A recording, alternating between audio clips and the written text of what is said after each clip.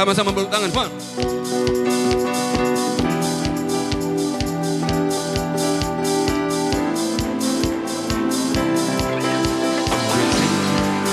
I will sing for your love for me. In my life, you're my everything. Chains are broken, my eyes are open. You're my freedom now. You have called me a thunder down. Now I'm running into your light. You take my crying into dancing. My lips are praise you now. Yeah, come on. We praise you now. Arona. Say 1, 2, 3, 4. Nothing gonna stop us now. Nothing gonna stop us now from praising, praising, from praising you. Nothing gonna stop us now. Yeah. Nothing gonna stop us now from praising, praising, from praising you. Oh, oh, oh. We praise you now.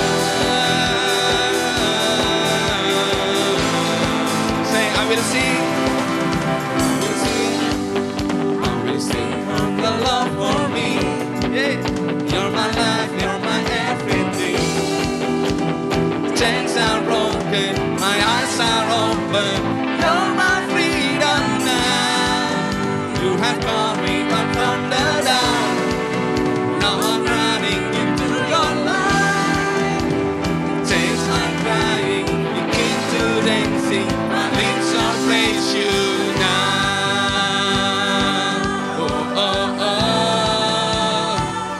We praise you now. Yeah, yeah, yeah, yeah. Nothing gonna stop us now. Nothing gonna stop us now from praising, praising, from praising you. Nothing gonna stop us now. Nothing gonna stop us now from praising, praising, from praising you. Oh, oh, oh. We praise you now.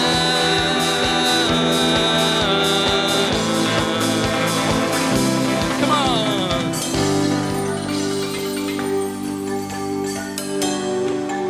Tepuk tangan sama-sama, come on.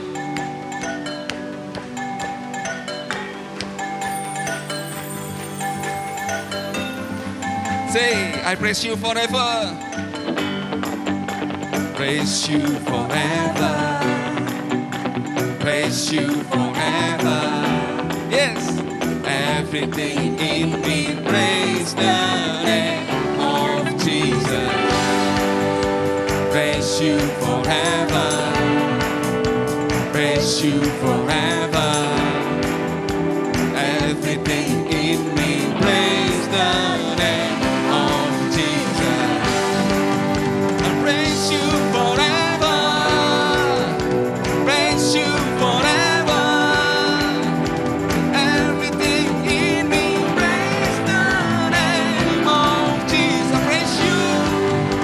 I praise you forever.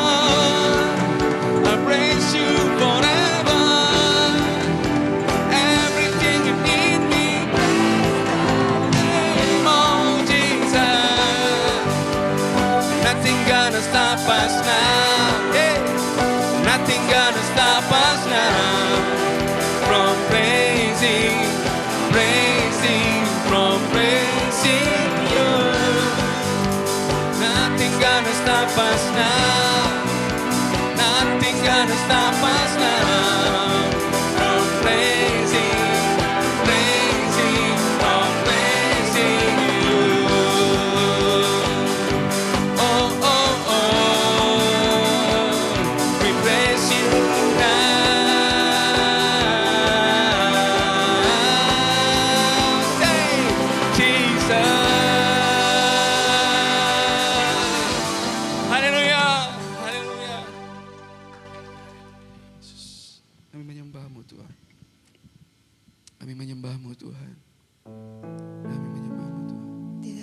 menghentikan kami Tuhan untuk memuji dan menyembah-Mu.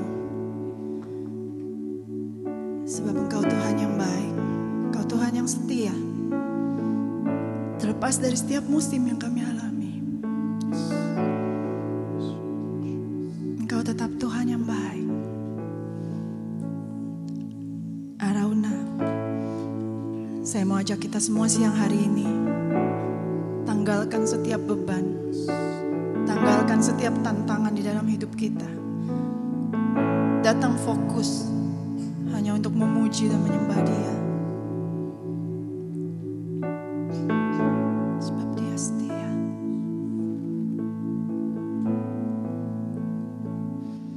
I love you, Lord,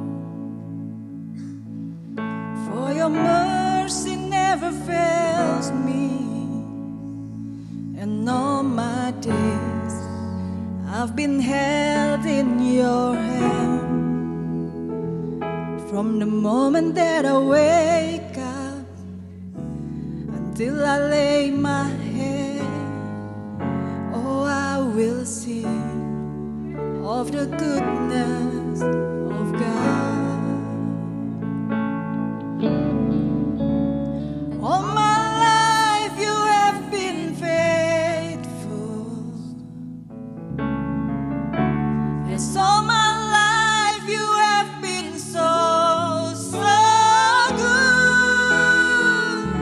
With every breath that I am able, oh, I will sing of the goodness of God.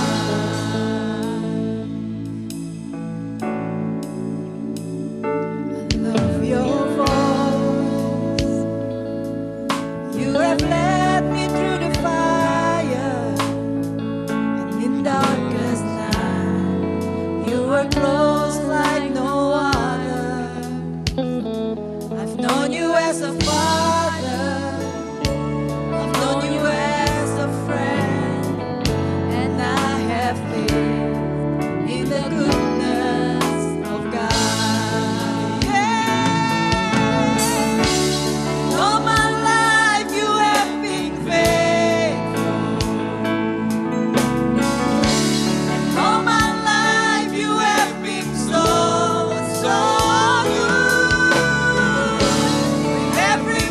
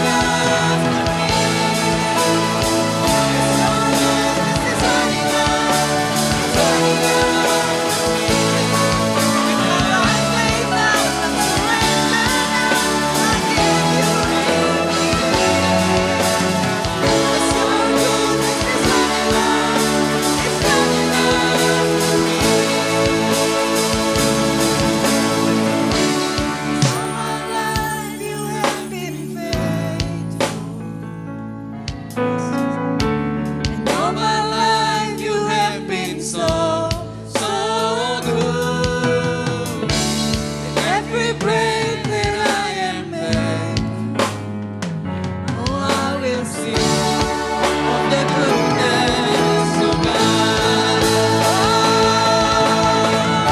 And all my life you have been faithful. Yes, all my life you have been so, so good. Every breath that I am able, oh, I will sing of the goodness of God. Oh, I will sing of the goodness of God. Oh, I will sing of the goodness of God.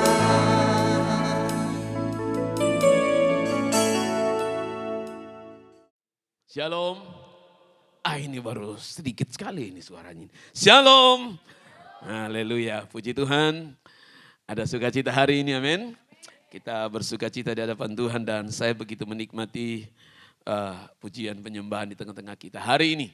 Dan terima kasih kepada Pak Im dan Ibu Sari yang sudah mempercayakan saya untuk kami sering baku tukar-tukar saja. Jadi saya ke sana, saya ke sini, dia ke sana. Dia ke sana, saya ke sini. Jadi gitu sudah ya. Oke, terima kasih banyak untuk teman-teman yang sudah mempercayakan saya untuk menyampaikan firman Tuhan hari ini. Karena ini momen di mana kita sementara menantikan pencurahan Roh Kudus setelah kita memperingati hari kenaikan. Ada banyak gereja, saya tidak tahu gereja di tempat ini. Ada doa 10 hari, kami di gereja ada doa 10 hari. Dan kami bertekun bersama. Kami rindu mengalami kuasa Tuhan lebih lagi dan saya rindu menyampaikan kebenaran tentang kuasa Roh Kudus ini. Dan mari kita sama-sama membuka firman Tuhan dari Kisah Rasul pasal 1 ayat yang ke-8. Ini ayat yang sangat terkenal, ayat yang pasti kita semua sudah hafal ya.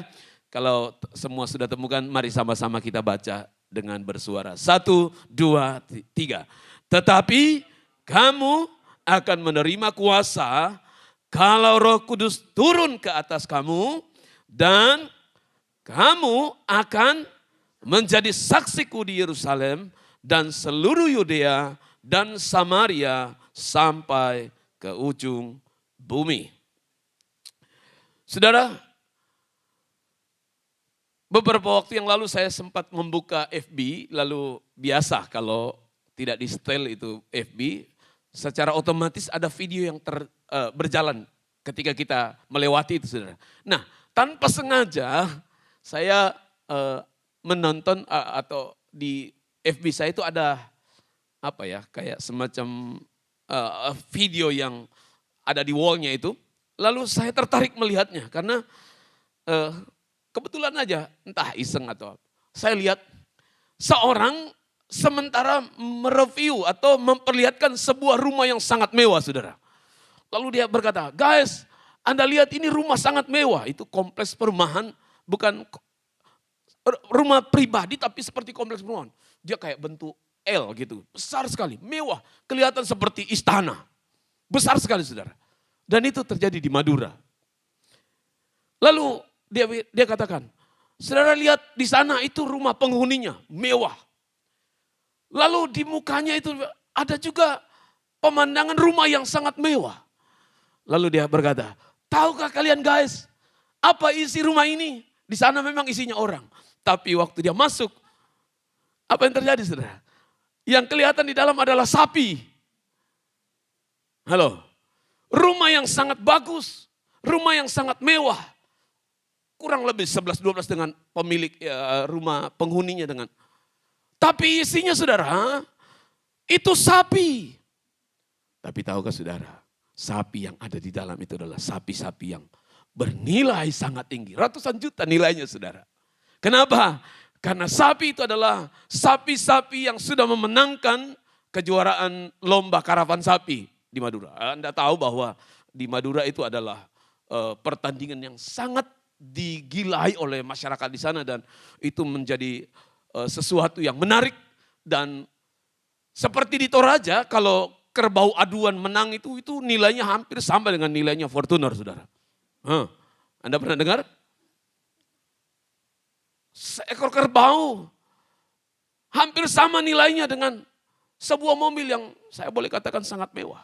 Dan ini juga saudara, diisi oleh, lalu dia katakan ini juara, waktu ini juara. Saudaraku yang kekasih Tuhan, saya tertarik dan saya mengingat ketika saya merenungkan ini. Tahukah saudara bahwa rumah itu bernilai, tetapi diisi juga sesuatu yang bernilai. Nah, saya menarik dari kehidupan kita. Hidup saudara, kalau saudara memperhatikan, hidup kita itu adalah sebetulnya diciptakan oleh Allah, tapi jatuh dalam dosa. Tapi Efesus 2 ayat 10 berkata, kita diciptakan, dibaharui di dalam Yesus Kristus, lalu kita menjadi ciptaan yang baru saudara. Dan tidak hanya menjadi ciptaan yang baru, Tuhan menaruh rohnya di dalam saudara dan saya. Yang setuju katakan amin. Dan itu sebabnya saudaraku yang kasih Tuhan, saya mau berkata bahwa Tuhan juga mau kehidupan saudara dan saya, karena ada kuasa Tuhan, ada sesuatu yang bernilai, jauh lebih bernilai daripada sapi-sapi yang ada tadi di dalam rumah itu. Di dalam saudara dan saya ada sesuatu yang jauh lebih bernilai, yang menghidupkan saudara, yang memberi nilai kepada hidup saudara, yaitu Roh Allah sendiri. Dan dia mau dari kehidupan itu memancar kuasa Allah. Yang setuju katakan amin. Nah, bacaan kita tadi adalah satu janji sebetulnya.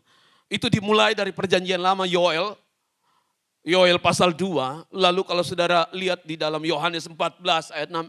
Janji itu diulang oleh Yesus sebelum ini terjadi. Dan puncaknya sebelum Yesus naik ke surga, dia memberikan satu janji bahwa kamu akan menerima kuasa kalau Roh Kudus itu turun atas kamu. Kamu akan, waktu tulisan ini ditulis, kamu akan. Tapi sekarang itu sudah terjadi. Yang mengerti katakan amin. Nah, Roh Kudus tidak hanya diberikan, kuasa itu tidak hanya diberikan kepada saudara, tapi waktu saudara percaya kepada Yesus, menerima dia sebagai Tuhan dan Juru Selamat, itu sebagai satu tanda kepemilikan Tuhan atas hidup saudara. Halo. Itu tanda meterai. Meterai Roh Kudus itu adalah legalitas kepemilikan Tuhan atas hidup kita. Makanya Alkitab memperingatkan, hati-hati dengan kehidupanmu. Tubuhmu itu bait Allah, ada Roh Allah di dalamnya, ada meterai di dalamnya. Kenapa menggunakan kata meterai saudara? Karena memang ini diambil dari latar belakang kehidupan di Timur Tengah. Orang itu kekayaannya bukan mobil, tapi domba, sapi, lembu. Tapi karena kalau Pak Im pelihara domba 1000, Ibu Sari pelihara domba 1000, saya pelihara 1000. Kalau bercampur bau, bagaimana cara dibedakan saudara? Halo. Satu-satunya cara adalah membakar besi, logonya, kalau saya punya, saya logo S Silas, lalu saya bakar, lalu saya tempel di pantatnya itu. Domba milik saya. Itu tanda meterai, tanda legalitas, tanda bahwa itu milik saya. Yang akan membedakan dengan dombanya Ibu Sari, dombanya Pak Im. Karena ribuan saudara jangan pikir orang di Timur Tengah itu pelihara kambing domba 5-6 ekor. Tidak, itu ribuan. Makanya kalau saudara baca perjanjian lama, Abraham punya ribuan, ini 5.000. Coba menghitung itu kalau 1.000 saudara. Nah itu dia, makanya untuk membedakan dunia ini dengan milik Tuhan, dia memberikan satu tanda, yaitu meterai yang menjadi tanda kepemilikan Tuhan atas hidup saudara. Nah, itu sebabnya di dalam Efesus pasal 1 ayat 13, boleh ditampilkan. Dan di dalam dia juga karena kamu telah mendengar firman kebenaran, yaitu Injil keselamatanmu. Di dalam dia kamu juga ketika kamu percaya, apa dikatakan? Dimeteraikan dengan Roh Kudus yang dijanjikannya itu. Itu menjadi jaminan bahwa saudara adalah milik Tuhan selama-lamanya. Lalu di dalam 2 Korintus pasal 1, 2 2 Korintus pasal 1, apa dikatakan? Ayat yang ke-22. Ya. Memeteraikan tanda miliknya atas kita dan memberikan Roh Kudus dalam kita sebagai jaminan dari semua yang telah disediakan. Jadi saudaraku yang kasih Tuhan, kemarin pengkhotbah di gereja kami memakai kata persekot. Jaminan itu seperti kayak tanda DP bahwa misalnya saya mau beli mau beli handphone. Lalu supaya itu menjadi jaminan bahwa itu saya akan beli, saya kasih DP dia. Itu dia pengertian kata jaminan itu. Nah, waktu kita percaya, kita dimeteraikan oleh Roh Kudus, bekerja di hati kita. Oke, sampai di sini nangkap ya. Dia ada di dalam kita, bekerja sebagai meterai. Tidak hanya meterai, tapi menyertai kita, yang membuat kita tidak pernah sendiri lagi. Dia menemani kita, dia menolong kita, dan akan menuntun kita, saudara. Nah, pertanyaannya, apa yang seharusnya terjadi ketika Roh Kudus ada di dalam diri saudara dan saya? Yang pertama, tanda pertama, selain di dalam doa 10 hari kami, saya sempat membahas ini, tanda awal orang dibaptis oleh Roh Kudus adalah bahasa roh. Tapi saya tidak masuk ke sana, saya hanya mau membahas ini secara umum. Apa yang nampak, apa yang seharusnya nampak dari kehidupan kita ketika Roh Kudus ada di dalam diri kita. Coba tampilkan Roma 5 ayat yang kelima. Coba Roma 5 ayat yang kelima. Dan pengharapan tidak mengecewakan karena kasih Allah telah dicurahkan di dalam hati kita oleh Roh Kudus yang dikaruniakan, yang telah dikaruniakan. Jadi saudaraku yang kasih Tuhan,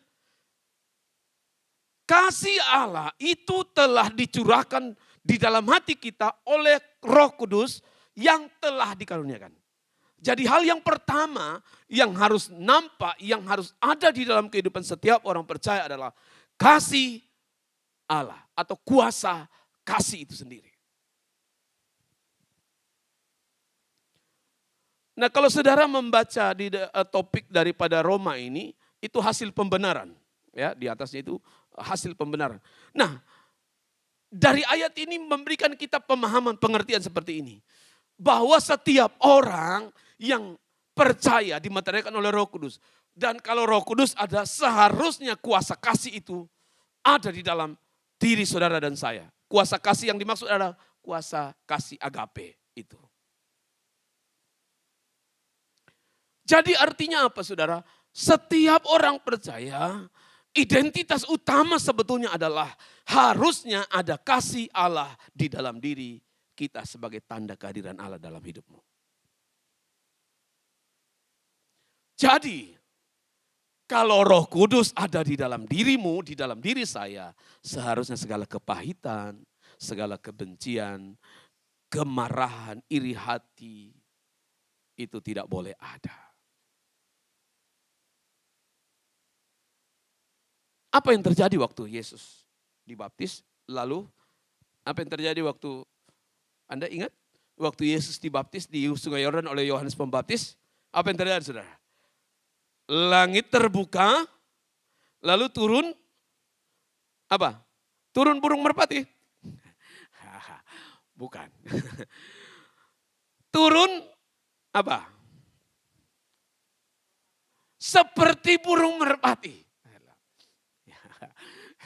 Kalau saudara teliti di dalam Matius dan Markus itu dia katakan seperti burung merpati. Tapi di dalam Lukas itu lebih jelas. Saya lebih percaya tulisan Lukas karena Lukas itu sangat detail. Karena seorang dokter, latar belakang seorang dokter. Jadi dia sangat detail dan dia sangat, kalau menggambarkan sesuatu dia sangat. Dia berkata, turun dalam rupa burung merpati. Lukas 3 ayat 22 itu berkata. Yang menjadi pertanyaan, kenapa burung merpati? Halo, bukankah lambang keperkasaan itu Raja Wali atau burung apa? Burung yang lebih besar, lebih perkasa, lebih wah gitu, lebih keren gitu. Halo. Kenapa dia tidak pakai burung yang lebih perkasa? Untuk mengabarkan roh yang penuh kekuatan kuasa itu turun atas Yesus. Halo. Karena merpati adalah lambang kesucian. Lambang kelemah lembutan. Lambang kedamaian. Dan menurut ahli perbinatangan, perburungan, merpati itu katanya tidak punya empedu. Jadi racun empedu dia tidak punya sesuatu yang pahit. Ini cuma selingan aja. Tapi maksud saya begini, waktu Roh Kudus ada di dalam kita, harusnya ada kasih, ada pengampunan, dan segala hal yang jahat itu kita harus belajar buang. Banyak orang percaya, tidak ada di sini, di sana aja. Banyak orang percaya, sudah bertahun-tahun menjadi murid Tuhan, menjadi orang Kristen. Tapi masih menyimpan hal-hal yang jahat. Enggan melepaskan dosa. Padahal Tuhan mau kita lepaskan. 1 Petrus 2 ayat 1 sampai 3 berkata, buanglah segala kejahatan, tipu muslihat, kemunafikan, iri dengki, fitnah. Dan jadilah seperti bayi yang murni dan tulus. Saudaraku yang kekasih Tuhan, kenapa Tuhan mau jadi seperti bayi? Bukan bayi secara hurufiah, tapi sebetulnya pengertiannya adalah ketulusan tanpa hal-hal yang lain. Tuhan mau kita menanggalkan semua. Ada orang Kristen bilang begini, kalau saya tidak mau apa? Suka-suka gua dong. Mau-mauku, erok-erokku, iya kan? Kalau saya mau, tidak mau melepaskan semuanya, kau mau apa? Enggak apa-apa sih, itu pilihan. Saya tidak mungkin bawa parang dan mengancam saudara. Kalau kau tidak lepaskan, awas ya saya potong kamu. Enggak mungkin, pendeta tidak akan mungkin. Tuhan pun tidak akan pernah mengeluarkan cambuk dari langit lalu menghantam saudara. Enggak akan. Tapi saya mau beritahu kepada saudara, Ibrani 12 ayat 1 berkata, buanglah segala dosa yang begitu merintangi. Jadi dosa itu merintangi saudara. Dosa itu menghalangi saudara untuk menerima hal yang terbaik dari Tuhan sebetulnya. Makanya lebih berbahaya ini. Yesaya 59 ayat 1 dan 3, 1 sampai 3 kan. Dia bilang begini, hey, Tuhan itu bukan tidak mau menolong. Tuhan itu bukan tidak kurang panjang tangannya untuk menolong. Dia bukan orang yang tuli dan tidak mendengar permohonanmu. Yang menjadi penghalang sebetulnya adalah apa? Dosamu. Anda boleh memilih. Saya tidak akan marah. Saya tidak akan mengancam saudara. Tapi saya hanya mau memberikan konsekuensi daripada apa yang saudara pilih. Selalu kan Tuhan bilang, kau pilih berdosa atau pilih hidup dalam kebenaran. Kau pilih ini hasilnya ini, kau pilih ini hasilnya ini. Nah Tuhan juga berkata, dosa itu begitu merintangi engkau. Dosa itu harus dilepaskan. Dosa itu harus dibuang. Dan saudara, salah satu penghalang yang menghalangi kita untuk menerima berkat yang terbaik dari Bapa kita adalah ketika kita terus menyimpan itu, saudara. Enggan untuk melepaskannya. Saya selalu ingat itu dulu di anak sekolah minggu kami. Anak tunas remaja. Kami suruh dia bawa tomat. Bawa tomat besok, taruh di kantong plastik. Lalu sudah, oke, semua sudah bawa. Bawa pulang kembali. Simpan di rumahmu ya. Minggu depan bawa kembali. Dan apa yang terjadi saudara waktu mereka datang bawa. Mereka semua bilang, Pak, sudah bonyok semua. Sudah busuk. Nah ya, buang. Begitulah dosa. Kalau kamu simpan, busuk dan akan merusak. Tidak hanya hidupmu, tapi membawa segala macam hal yang sebetulnya engkau tidak kehendaki. Jadi saudaraku yang kekasihan Tuhan, kasih Allah itu sudah dicurahkan. waktu Roh Kudus diberikan kepada kita. Jadi seharusnya kasih itu tetap ada. Kuasa kasih itu hadir dalam kehidupan saudara dan saya. Yang setuju katakan amin. Alkitab berkata begini, ampunilah. Ada orang bilang banyak kali kodong itu dia bikin ulang-ulang. Saya tidak mau mengampuni dia. Kalau 2 kali dia bikin oke. Tapi ketiga kali awas. Gitu. Tapi halo, saudara saya mau beritahu. Tuhan itu mengajar kita tidak ada batas. Orang sering kali pakai itu hukum Taurat. 3 kali pengampunan. Setelah itu mata ganti mata, gigi ganti gigi. Iya kan? Padahal pengampunan 70 kali 7 itu tidak terbatas. Mampukah kita? Halo? Mampukah kita? Tidak mampu saudara. Roh Kuduslah yang akan menolong kita. Karena kasih Allah itu, kuasa kasih itu hadir dalam kehidupan kita. Jadi ciri utama, apa yang seharusnya keluar dari setiap orang yang sudah mengalami Roh Kudus, adalah kuasa kasih Allah itu akan mengalir dari kehidupan. Melepaskan setiap beban dosa. Memampukan engkau mengasihi sekalipun mungkin itu sakit. Mengasihi itu salah satu bentuk pengorbanan, sakit. Orang kita sudah ditipu 3 kali, banyak kali, mau diampuni. Enak aja, tapi itulah panggilan kita.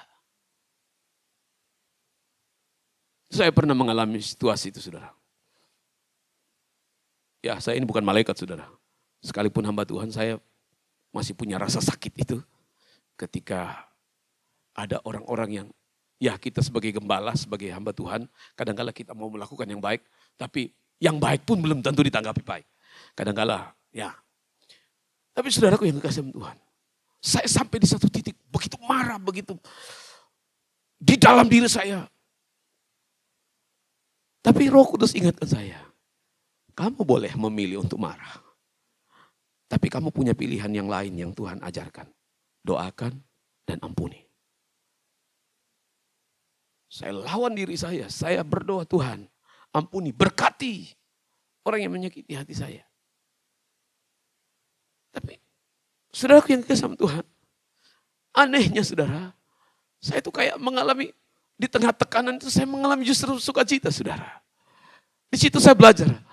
Sebetulnya memang apa yang Tuhan ajarkan kita itu memang kita harus lawan. Karena kita melawan arus sebetulnya. Mengiring Tuhan itu melawan arus sebetulnya. Melawan kedagingan kita, melawan kemanusiaan kita. Kita harus taklukkan itu. Dan itu memang perjuangan saudara. Tapi ketika saya melakukannya, saya belajar, saya melihat, saya saksikan. Bahwa sebetulnya di balik itu saudara, ada sukacita. Bahkan yang enak itu saudara, ada berkat. Amin saudara. Haleluya. Tuhan menyatakannya dan Tuhan menghibur saya. Tidak hanya memulihkan tapi menghibur saya dengan mengirimkan orang-orang yang saya boleh katakan dalam tanda petik. Ada mungkin segelintir orang yang mungkin membuat kita tidak enak. Tapi Tuhan obati dengan mengirimkan orang-orang yang baik. Yang di luar pemikiran saya. Itu menghibur saya. Membuat saya merasa bahwa tidak semua orang ternyata. Kan kalau kita marah itu sudah, kita berpikir bahwa semua itu orang tidak baik. Tapi ternyata ada yang baik. Yang kedua, kehadiran Roh Kudus itu menghadirkan hati yang mau melayani. Saudara lihat di dalam Kisah Rasul pasal yang kedua ayat 44 ayat 4 sampai 45. Ya. Dan semua orang yang telah menjadi percaya tetap bersatu dan segala kepunyaan mereka adalah kepunyaan bersama. Ayat 45. Dan selalu ada dari mereka yang menjual harta miliknya lalu membagi-bagikan kepada semua orang sesuai dengan keperluan masing-masing. Saya tidak mengajarkan saudara untuk kembali dan menjual rumahmu lalu membagi-bagikan. Tidak. Maksudnya begini. Ada hati yang mau saling melayani di sini. Ini yang kita belajar. Semua dipakai bersama. Ini kisah jemaat di setelah hari Pentakosta. Setelah pencurahan Roh Kudus. Sifat dasar kita itu egois. Betul ya? Egois, mau menang sendiri. Mau dilayani. Bukan melayani. Naturnya kita itu, kemanusiaan kita itu adalah egois, mau dilayani. Kalau kamu layani saya baik, saya tinggal. Kalau kamu tidak layani saya dengan baik, saya pergi. Akhirnya, kalau orang terus mempertahankan hal seperti ini, diikuti dengan cara seperti ini, lahir orang-orang Kristen yang manja. Yang jabe orang Makassar bilang. Saya tidak mau dan saya berdoa jemaat Arauna ini tidak menjadi jemaat yang jabe seperti itu. Kalau saya enak, saya tinggal, saya setia. Kalau saya tidak enak, saya dikecewakan, saya out. Itu Kristen kekanak-kanakan, saudara. Orang Kristen yang dipenuhi, dijamah, dimeteraikan oleh Roh Kudus, itu dipenuhi dengan kata saling, saudara. Kan di dalam jemaat itu, saudara perhatikan, di dalam jemaat mula-mula itu, ada yang punya, kan dari berdasarkan bacaan kita, ada yang punya dan ada yang tidak punya, betul ya? Tidak semua. Bahkan di jemaat kita pun, di tempat ini, di jemaat kami pun tidak semua orang berpunya. Ada yang punya, ada yang tidak punya. Di jemaat kami, di jemaat di tempat ini ada yang kuat, ada yang tidak kuat. Betul ya? Halo? Di jemaat ini pun ada yang bisa, ada yang tidak bisa. Dan itulah memang uniknya Tuhan. Dia menyatukan kita untuk kita bersinergi, bersatu, saling bantu, saling menolong, saling menopang. Tujuannya apa sebetulnya? Membangun tubuh Kristus. Nah itulah yang menjadi daya tarik mereka. Kesaksian mereka, cara hidup mereka, kehidupan mereka. Saling membangun, saling mengasihi. Bukan baku cala-cala, bukan baku ceritai, bukan saling menjelekkan. Tapi mereka saling menopang satu dengan yang lain. Sehingga itu menarik orang. Saya mau tanya, saya mau tanya. Kalau ada persekutuan yang saudara lihat, kayaknya bagus nih persekutuan. Tapi waktu Anda masuk di dalam, saudara akan menjumpai orang saling menjatuhkan, orang saling menjelekkan, saling cuek bebek, ceritai temannya, ceritai pendetanya, jelek-jelekkan, pelayan itu, ini dan itu. Halo, saya mau tanya jujur. Anda mau masuk dalam persekutuan seperti itu? Anda mau? Anda mau kan? Kita merindukan satu persekutuan. Di dalam persekutuan itu ada orang yang kuat, saling menopang orang yang lemah. Yang punya menopang orang yang tidak punya. Yang tidak bisa ditopang oleh yang bisa.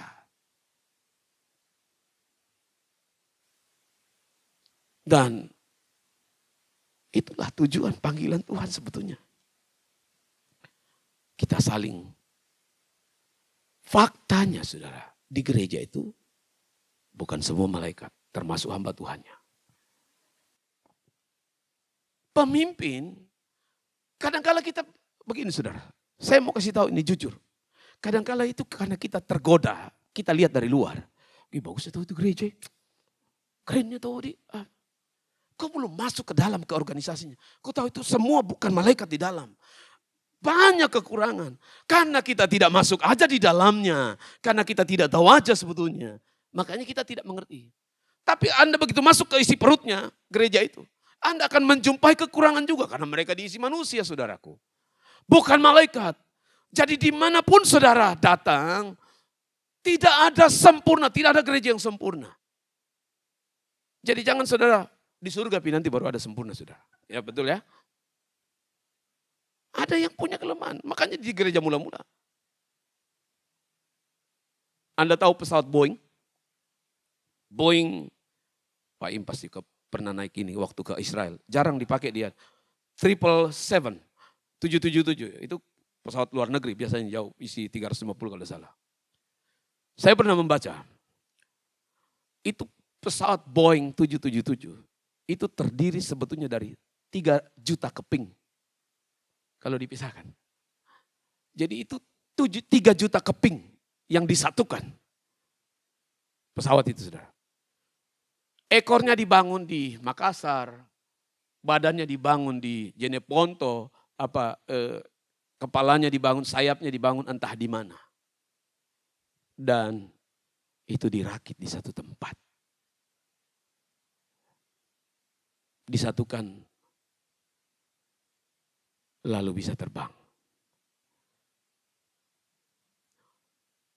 Komponen-komponen yang terpisah itu saudara, harus disatukan, untuk saling bergantung, saling support, dan pesawat itu bisa terbang. Bayangkan tuh, 3 juta keping saudara. Banyaknya itu. Demikian juga di tengah gereja kita. Kalau kita disertai Roh Kudus, seharusnya ada semangat saling melayani. Saya bisa ini, yang lain bisa itu. Berkolaborasi. Beberapa tahun, bulan lalu kami ke Mamasa. Ada jemaat pos kami di atas yang minta pelayanan di Paskah. Karena Natal lalu mereka minta, tapi karena jalan naik itu licin, kalau hujan kan nggak bisa naik mobil. Baru jauh dari kota Mamasa, jadi kebetulan ini kering, dipanggillah kami naik. Tapi saudara, jadi saya minta jemaat kalau ada yang punya baju layak pakai, karena mereka minta apa saja yang saudara mau berikan kepada jemaat yang ada di atas, boleh hubungi saya. Nah, luar biasa saudara, semua datang membawa. Bahkan ada yang bawa yang baru. Kami kewalahan. Terlalu banyak. Terlalu antusias. Jadi saudaraku yang kekasih Tuhan, saya lalu saya pilih yang terbaik untuk saya bawa ke atas. Nah saudaraku, masalah yang kedua muncul adalah mobil saya. Mobil sudah seumur Pak Im. Maaf tidak. Tidak kuat naik ke Mamasa sudah. Banyak lubang. Tidak bercanda Pak. Masih lebih tua Pak Im tahu. Ya. Jadi kalau saya paksa bawa, bisa-bisa itu bannya ketinggalan di atas. Jadi saya hubungi beberapa teman dan puji Tuhan, ada yang bersedia ikut dan membawa Pajero Sport. Lawan Moko itu. Haleluya. Dengan sorak-sorai kami naik saudara. Jalan yang lubang, pendakian dia libas semua. Saudara, kita bisa melihat di sini semangat kerjasama. Ada yang memberi, ada yang menemani kami, ada yang mensupport kami dengan kendaraan, ada yang pergi. Halo. Tidak semua bisa pergi kan? Tidak semua bisa melayani kan? Tapi kami saling berkolaborasi. Ini salah satu contoh. Gereja kami tidak sempurna saudara. Ini salah satu contoh. Tidak sempurna juga. Tapi ini salah satu contoh bagaimana kita bersinergi di gereja. Sama seperti jemaat mula-mula. Ada yang bisa, ada yang tidak bisa. Mereka bersama-sama membangun pelayanan itu. Itu yang Tuhan mau. Saya tegaskan begini. Tuhan tidak pernah memberikan semua karunia itu kepada satu orang. Ditumpuk ke Pak Im, semua karunia kepada Pak Im, yang lain tidak dapat. Enggak. Tuhan juga tidak memberikan kepada sebaliknya. Dia pasti memberikan berbeda-beda, saudara. Supaya apa? Supaya kita saling bergantung satu dengan yang lain. Dan disitulah tercipta kesatuan. Yang terakhir. Ini terlalu lama nanti ini kita ini. Ya, yang terakhir. Semangat saling melayani satu dengan yang lain. Yang terakhir, jika Roh Kudus ada dalam hati kita, kita akan bertekun dalam pengajaran dan persekutuan. Ini yang terjadi dalam Kisah Rasul pasal 2 ayat 42. Mereka bertekun dalam pengajaran rasul-rasul dan dalam persekutuan. Mereka selalu berkumpul untuk memecahkan roti dan berdoa. Saya mau beritahu kepada saudara betapa pentingnya persekutuan itu. Ada firman Tuhan, ada doa, dan ada kebersamaan. Kita penting untuk bertumbuh, bertekun dalam satu persekutuan, saudara. Kenapa? Anda tahu zaman ini begitu masifnya pengajaran sesat di medsos. Tidak semua yang ada di medsos itu baik. Dan begitu suburnya pengajaran sesat di sana. Yang membuat saudara bingung. Kalau Anda tidak punya satu komando, satu pemandu, Anda akan bingung. Hari ini Anda dengar ini, hari ini Anda dengar itu, hari ini Anda dengar sana. Itu membuat saudara bingung. Karena semua merasa benar.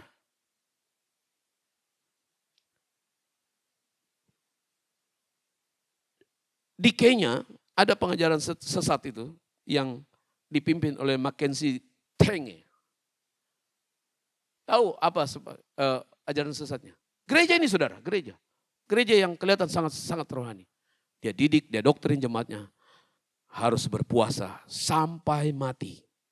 Saya heran, kenapa pendetanya tidak duluan mati? Kalau memang itu, ya betul ya. Ya kan, kalau dia ajar orang kan seharusnya dia duluan. Katanya kalau semakin puasa semakin semakin menderita sampai mati, itu akan ketemu Yesus. Syarat untuk ketemu adalah Yesus adalah berpuasa sampai mati. Seharusnya kan betul ya. Kalau diajarkan seperti itu dia yang duluan kan. Iya toh. Tapi ini dia suruh orang, dia tidak. Kan lucu saudara. Dia tetap hidup. Ratusan orang hilang. Ratusan orang ditemukan sekarat. Ratusan orang mati. Dan memang dalam sejarah gereja itu saudara ada dua ekstrim. Dua ekstrim yang saudara harus lihat, waspadai. Satu ekstrim ekstrim pertama itu adalah semakin kita menderita, semakin kita rohani. Itu ekstrim pertama. Yang ekstrim kedua, kalau Anda makmur itu tanda kerohanianmu bagus. Jadi kemakmuran atau keberhasilan, kekayaan itu tanda engkau, kalau dia kaya itu dia rohani itu, dia dekat dengan Tuhan. Padahal belum tentu saudara. Bukan itu ukuran kerohanian kita. Jadi ekstrim kanan, semakin menderita semakin rohani. Semakin makmur berarti dia semakin diberkati katanya. Tanda perkenanan Tuhan. Tidak. Makanya pentingnya kita bertekun dalam pengajaran saudara. Banyak sekali. Tentang perpuluhan pun itu membingungkan banyak orang kan. Tapi saudara harus lihat. Orang-orang yang mengajarkan hal-hal seperti itu adalah barisan sakit hati sebetulnya yang di luar gereja. Bukan dalam pengembalaan. Menafsir. Mereka berkata, oh di perjanjian lama sudah tidak berlaku. Hei, karena mereka tidak mengerti bahwa perjanjian lama, mereka berkata, semua perjanjian lama itu sudah dibatalkan, digenapi. Siapa bilang? Kalau dibatalkan perjanjian lama, berarti kita bisa membunuh, bisa berzinah. Betul ya? Halo? Batalkan buku itu. Boleh berzinah, boleh membunuh, boleh mencuri, boleh menyebut 10 hukum. Mereka tidak tahu bahwa hukum Taurat itu terdiri dari 613 kalau salah. Itu terbagi dari 3 sebetulnya. Hukum cara hidup, hukum beribadah, dan hukum moral. Dan Yesus tidak pernah membatalkan itu saudara. Malah dia tekankan bilang, yang satu harus dilakukan, yang lain tidak boleh diabaikan. Halo? Iya toh? Dia tekankan yang satu harus. Tapi nanti Pak Gembala yang bahas itu lebih dalam. Tapi saudaraku yang kasih Tuhan, inilah bahayanya kita kalau kita mendengar kiri kanan nggak jelas. Jadi, nah saudaraku yang kasih Tuhan, kita perlu menjaga kehidupan kita untuk senantiasa berkenan di hadapan Tuhan.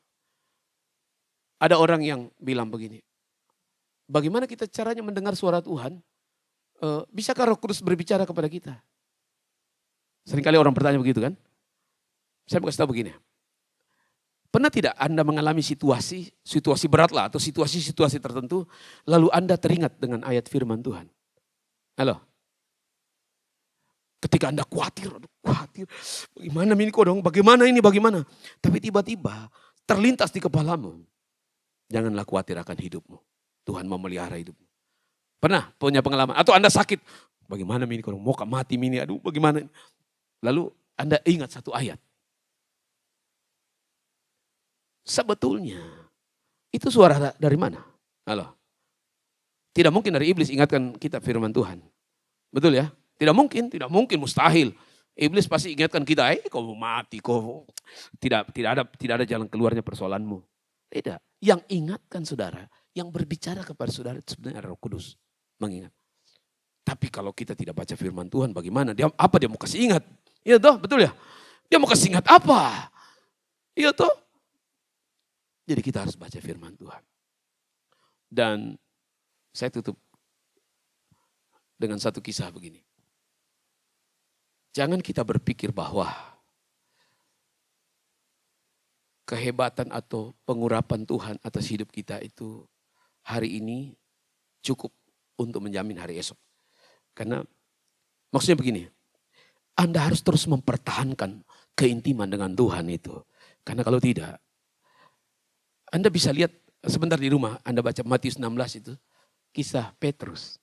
Ini kasihan sekali ini Petrus, jadi kelinci percobaan terus ya. Kenapa saya katakan begitu?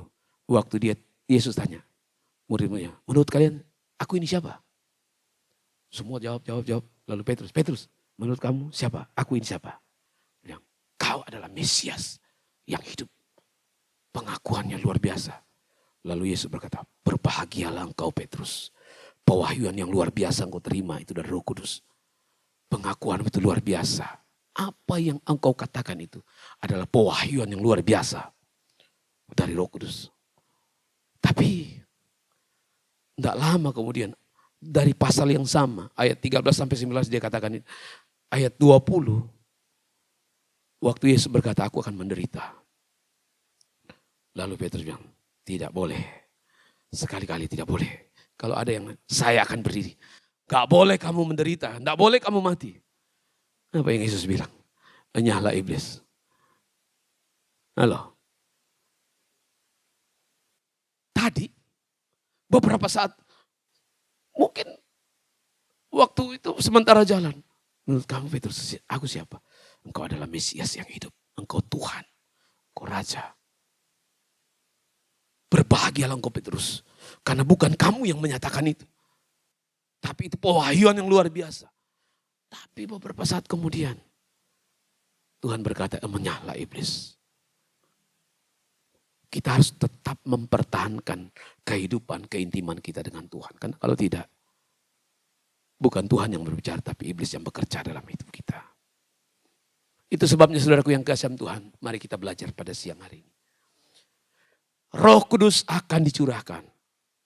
Tapi saya tidak mau menggunakan akan itu lagi. Roh Kudus itu telah dicurahkan. Amin. Waktu kita percaya, itu menjadi tanda meterai atas hidupmu. Tapi kita punya tanggung jawab. Seharusnya ketika Roh Kudus ada kuasa kasih. Saya undang pemain musik.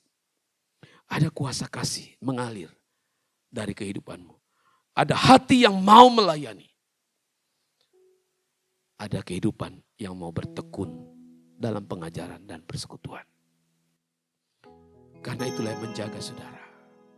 Ketekunan dan keintiman dengan Tuhan. Itu akan menjaga, memeliharamu dari berbagai macam ajaran sesat. Haleluya Tuhan. Kami buka hati kami untuk Tuhan malam siang hari ini. Kami ada di hadirat-Mu Tuhan. Engkau ada di dalam kami Tuhan. Engkau sudah mengaruniakan Roh-Mu Tuhan. Karena mustahil kami percaya kalau tanpa Roh Kudus yang memampukan kami untuk percaya. Engkau sudah memeteraikan kami dengan Roh-Mu Tuhan. Nah saat ini Tuhan kami rindu Engkau penuhi kami dengan kuasa-Mu. Biar kuasa-Mu boleh mengalir di tengah-tengah kami pada siang hari ini Tuhan. Menjamah setiap umat-Mu Tuhan. Mengubahkan hidup kami. Sehingga kehidupan kami tidak sama lagi. Kehidupan kami memancarkan kasih Kristus. Kasih Tuhan akan mengalir dari kehidupan kami. Kami rindu Tuhan. Kami mengalami itu dalam hidup kami. Kami dipenuhi dengan hati yang saling mengasihi, saling melayani satu dengan yang lain. Karena itu tujuan Tuhan memilih kami. Menaruh kami di tempat ini. Supaya kami bersama-sama bergandengan tangan. Membangun tubuh Kristus di tempat ini. Tuhan kami tahu di sekitar kami ada banyak hal yang berusaha membuat menyimpang kami. Menyesatkan kami. Tapi hari ini Tuhan kami belajar. Kami buka hati kami Tuhan untuk Engkau.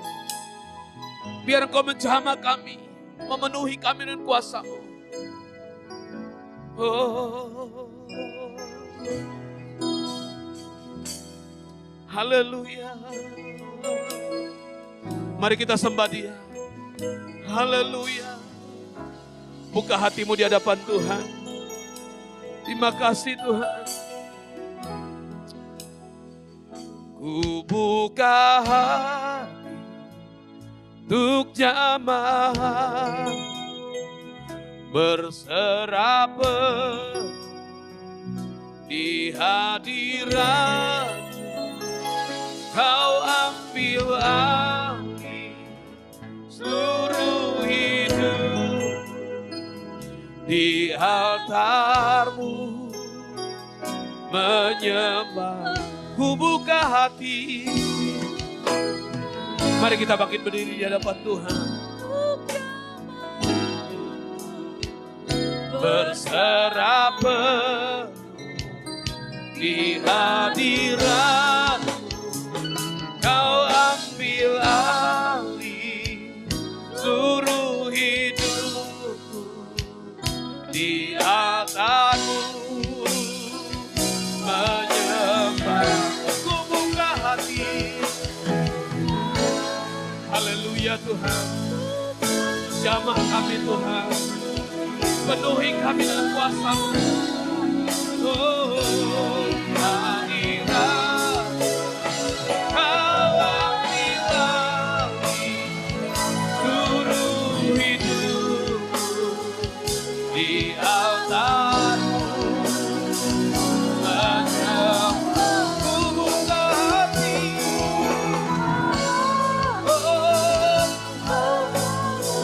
Jamah kami di hadirat-Mu. Kau ambil alih seluruh hidupku di altar-Mu menyembah. Di altar-Mu, di altar-Mu menyembah. Di altar-Mu, di altar-Mu menyembah. Mari sembah Dia. Haleluya. Oh. Haleluya, haleluya. Mari sembah Dia. Haleluya, haleluya. Yesus. Haleluya, haleluya, haleluya. Oh. Jamah kami. Haleluya. Yesus Tuhan. Haleluya. Oh.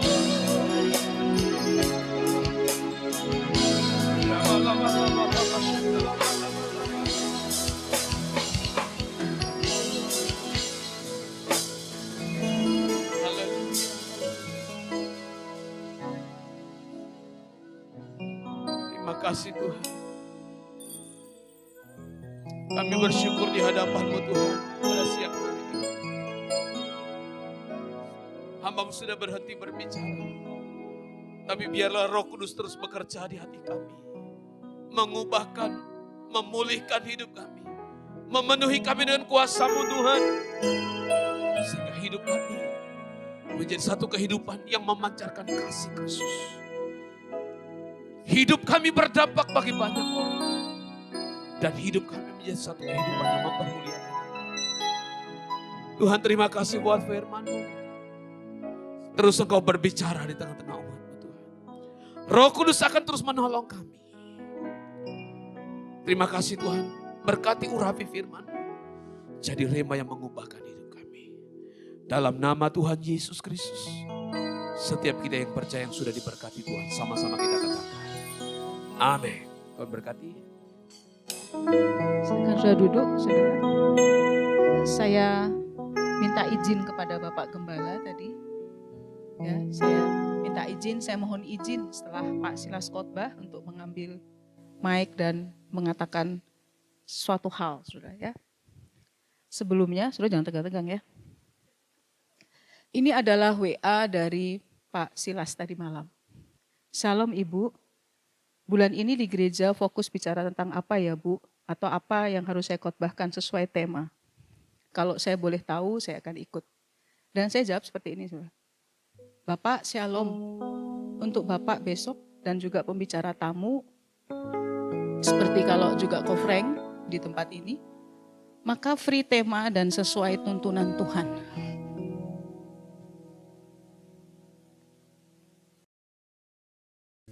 Siang ini Tuhan itu menjawab doa saya. Setelah retreat yang luar biasa dan tidak pernah terjadi 15 tahun pelayanan Arauna. Setelah retreat langsung kompak saudara. Ada komsel-komsel yang komit dan berkembang. Tetapi di sisi yang lain ada beban berat yang sedang saya hadapi. Sebagai hamba Tuhan tadi Pak Silas juga mengatakan. Sebagai pendeta kadang-kadang kita tidak bisa bicara.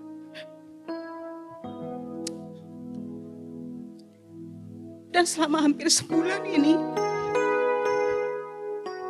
saya cuma berdoa sendirian, Tuhan, tunjukkan kekuatan-Mu. Tolong kirim hamba Tuhan. Saya butuh untuk didoakan. Siang hari ini, saudara, secara khusus tadi saya minta izin kepada Bapak Gembala. Saya minta Pak Silas berdoa buat kami berdua. Buat kami, gereja Isalmasi itu seperti gereja saudara. Ya, sister church.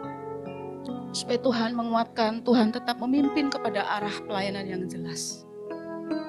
Percayalah, pergumulan terberat pasti bukan dari keuangan atau pernikahan. Tetapi di dalam pelayanan, supaya sebagai hamba Tuhan kami tetap lurus. Tadi tanda-tanda dipenuhi Roh Kudus. Penuh dengan kasih. Tetap melayani. Dan sebagai hamba Tuhan dari tempat ini, ada waktunya saudara, bukan saudara yang didoakan, tetapi kami yang didoakan. Bolehkah Pak Silas minta tolong nanti kami berdoa, saya dengan Pak Iwan doa. Kalau sudah tergerak untuk mendoakan kami, sudah boleh tupang tangan, asal jangan tupang kaki. Saudara. Saya belajar siap remuk di hadapan Tuhan, supaya saya bisa dibentuk oleh Tuhan. Mari kita berkati Pak Silas yang sudah memberkati gereja ini. Tuhan, kami membawa Pak Silas kepada Tuhan pagi ini. Kalau beliau telah memberkati kami dengan pengajaran yang powerful, kami memberkati beliau. Tuhan memberkati Pak Silas dalam penggembalaannya, dalam pernikahannya, dalam keuangannya Tuhan. Engkau sumber berkat kami. Apa yang tidak pernah kami lihat dengan mata kami, belum pernah timbul dari pikiran kami. Firman-Mu berkata, Engkau sudah menyediakannya. Tuhan, kami tidak perlu khawatir. Kami memberkati beliau. Tuhan berkati dengan ajaib. Terima kasih Tuhan, terima kasih. Berkati umat-Mu yang hadir pada saat ini. Tuhan, biar setiap minggu di ibadah, kami mengalami perjumpaan ilahi secara korporat. Sehingga itu kami bawa di kehidupan keseharian. Kami mengalami kehadiran Tuhan sepanjang waktu. Karena Engkau berdiam di hidup kami. Terima kasih Roh Kudus. Jangan lihat kekurangan gereja ini. Jangan lihat kelemahan kami. Lihatlah bahwa kami perlu Engkau. Jangan tinggalkan gereja ini. Jangan tinggalkan umat-Mu. Karena itu membedakan kami dari orang-orang lain yang di luar Engkau Roh Kudus. Terima kasih kami mau pulang, curahkan berkat-Mu bagi umat-Mu. Mari arahkan hati saudara terima berkat Tuhan. Tuhan memberkati engkau dan melindungi engkau. Tuhan menyinari engkau dengan wajah-Nya dan memberi kau kasih karunia. Tuhan menghadapkan wajah-Nya kepadamu dan memberi kau damai sejahtera. Biar berkat Allah tercurah di dalam nama Tuhan Yesus. Yang percaya katakan, amin. Tuhan memberkati, Tuhan memberkati.